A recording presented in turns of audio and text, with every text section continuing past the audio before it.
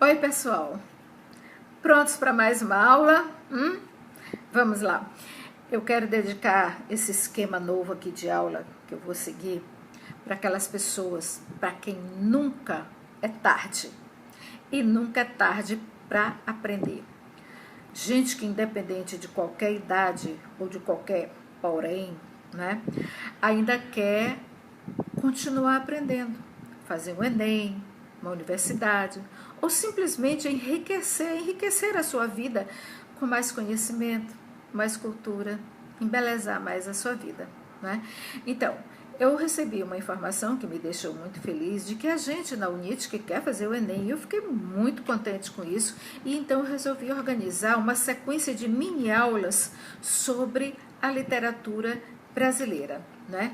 E essas aulas, claro, elas vão ser entremeadas também com explicações sobre a nossa gramática. Nós não vamos deixar de lado as nossas dúvidas gramaticais e eu vou continuar esperando que vocês me apontem os pontos, né, onde vocês têm mais dúvidas, onde vocês têm mais incerteza quanto ao registro escrito da nossa língua, certo? Então, vamos seguir o cronograma estabelecido pelos estudiosos da nossa literatura, ou seja, vamos estudar desde a sua origem até os dias atuais.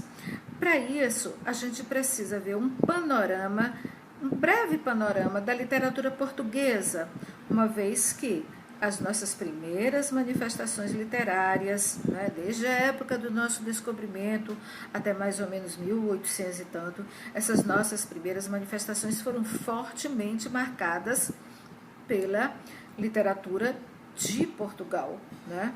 Foram os nossos modelos, os nossos moldes trazidos por eles, né? Então, a gente vai falar da literatura portuguesa mais ou menos começando pelo século XII, né? Que do século XII a meados do século XVI, que compreende o período, a era medieval e a chamada era clássica. Ou seja, nós vamos falar um pouco do trovadorismo e do classicismo, certo? E aí a gente entra na literatura brasileira, né? Então, a era medieval. No século XII, em Portugal, nós temos os primeiros registros escritos da literatura portuguesa, ainda em galaico português. Na aula 3, se não me engano, quando eu dei uma aula para vocês sobre a origem do português, da língua portuguesa, né? Do latim até chegar onde estamos. E falamos do galaico português, que era a língua falada na Península Ibérica, né? Onde nós tínhamos Portugal e a Galícia, né? Que hoje é parte da Espanha. Eu tenho até um mapazinho aqui interessante que eu trouxe para vocês. Olha só. A Galícia e Portugal, aqui na Península Ibérica. Estão vendo? Certo? Hoje a Galícia é uma região da Espanha, né? Se não me falham os meus conhecimentos geográficos, certo? E o português, como nós conhecemos, ele só veio a se formar depois da unificação linguística, né? Ocorrida entre Portugal e Espanha, e a gente vai falar disso principalmente no classicismo, com o nosso conhecido Camões, tá? Então, conhecida como trovadorismo, a produção literária abrangia a poesia, a prosa, o teatro, a produção do trovadorismo, certo? A poesia dessa época, os poemas eram conhecidos como cantigas. Por que cantigas? Né? Porque, para efeito de memorização e para passar de um lugar para o outro, de pessoas para outras, de gerações a outras, as poesias eram cantadas, né? E acompanhadas por instrumentos musicais. Na época, a gente sabe, ler e escrever era para muito pouca gente, né? O povo não lia, não escrevia, né? Então, as cantigas eram mais facilmente transmitidas dessa maneira, cantadas, né? E acompanhadas por instrumentos musicais. As pessoas, os poetas que faziam as poesias eram os trovadores, conhecidos como trovadores, né? Ou como Jograis, né? Ou segrés, né? Mas a terminologia mais abrangente era essa, né? A de trovadores. Daí o nome trovadorismo, né? As poesias ou as cantigas, né? Elas, dessa época, elas se dividiram entre cantigas líricas e satíricas, né? As líricas se subdividiam em cantigas de amor e cantigas de amigo. As cantigas de amigo eram escritas por homens, mas como se fossem mulheres falando dos seus amores, dos seus sofrimentos amorosos, principalmente por mulheres simples do povo, que choravam as saudades dos seus amados, que partiam para as guerras, né? As guerras contra os árabes, as cruzadas, né?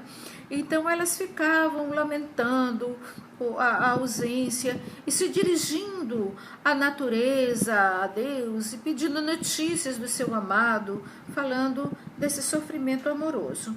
As cantigas de amor eram de homens dirigidos às mulheres, né? Mulheres que eram consideradas por eles lindíssimas, perfeitas, e a quem eles juravam sua servidão total. Eles se ajoelhavam, né, aos pés dessas mulheres para consagrar a elas o seu total amor, a sua total dedicação. Se consideravam vassalos, né, dessas mulheres. Eu trago aqui para vocês um exemplo de uma cantiga de amigo muito conhecida, né? Uma mulher perguntando para a natureza, para os ramos dos pinheiros, os pinhos, né? Pedindo notícias, querendo saber onde estão onde está o seu amado. Então ela diz assim: ai flores do verde pinho, se sabedes novas do meu amigo, ai Deus, onde está? Ai flores do verde ramo, se sabedes novas do meu amado, ai Deus, onde está? Se sabedes novas do meu amigo, aquele que mentiu do que pôs comigo, ai Deus, onde está? Se sabedes novas do meu amado, aquele que mentiu do que me há jurado, ai Deus, onde está? Então vejam, é uma cantiga de uma mulher para o seu amado, né? Os homens, né, os trovadores, numa certa época, eram os nobres da corte, que escreviam de uma maneira mais elaborada, faziam cantigas de amor, numa linguagem mais elegante, era chamada de poesia palaciana, né? E eu tenho aqui também um exemplo muito bonito para vocês de um poema. Aliás, gente, esse poema que eu acabei de ler para vocês, ele foi escrito por um rei, né? O Dom Diniz, né? Era um trovador que ficou muito famoso, muito conhecido até a nossa época pelos seus lindos poemas. Aqui nós temos um autor chamado João Roís de Castelo Branco, né? E ele escreveu: Cantiga partindo-se. Senhora, partem tão tristes meus olhos por vós, meu bem, que nunca tão tristes vistes, outros nenhum por ninguém. Tão tristes, tão saudosos, tão doentes da partida, tão cansados, tão chorosos, da morte mais desejosos 100.000 vezes que da vida. Partem tão tristes os tristes, tão fora de esperar bem, que nunca tão tristes vistes, outros nenhum por ninguém. Observem que eles não falam tão tristes, assim, tão tristes, né? Bom, a gente passa para o português atual o que era escrito no galego-português, porque senão ninguém vai entender nada, né, gente? E eu trouxe aqui também para vocês um exemplo da poesia de uma cantiga de maldizer, porque a lírica era a cantiga de amor, que era feita pelos homens, e a cantiga de amigo, que era feita por mulheres, né, para os seus amados. E as cantigas satíricas né, se dividiu nas cantigas de escárnio e as cantigas de maldizer. As cantigas de escárnio faziam sátiras, né, às vezes bem diretas, mas as cantigas de maldizer eram piores ainda, porque essas atacavam diretamente as pessoas e ainda diziam até o nome delas, né? Então, eu tenho um exemplo aqui para vocês, né, de uma cantiga que é dirigida a uma tal Maria Dominga, que em vez de ensinar a filha os trabalhos domésticos que cabiam à mulher da época, cozer, tecer, fiar, né, ensinava-lhe como mexer as ancas, rebolar, e atrair os homens com vistas ao enriquecimento por meio do próprio corpo. Né? Então o poeta escreveu, eu vou botar o óculos aqui porque essa letrinha aqui é muito miudinha, né? Então ele escreveu assim: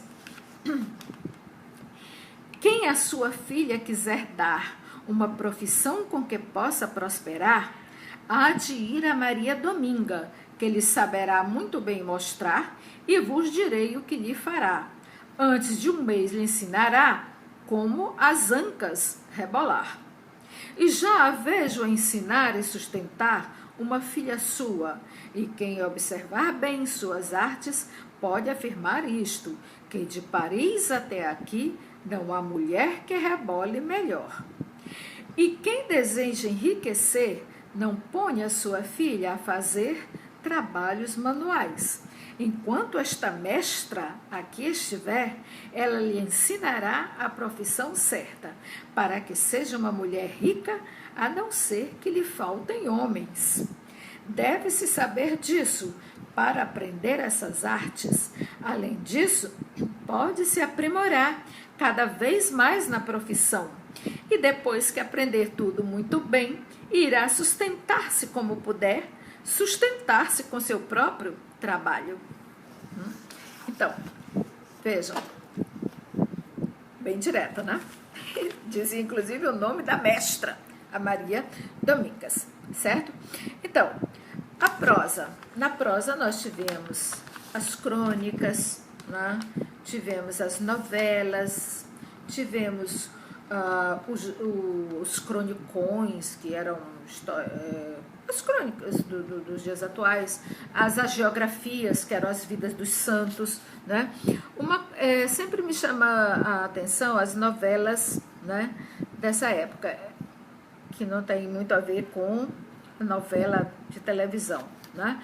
As novelas de cavalaria, por exemplo, que contavam os feitos gloriosos dos cavaleiros andantes, que saíam em busca de enfrentar os perigos para defender as donzelas, né, ameaçadas.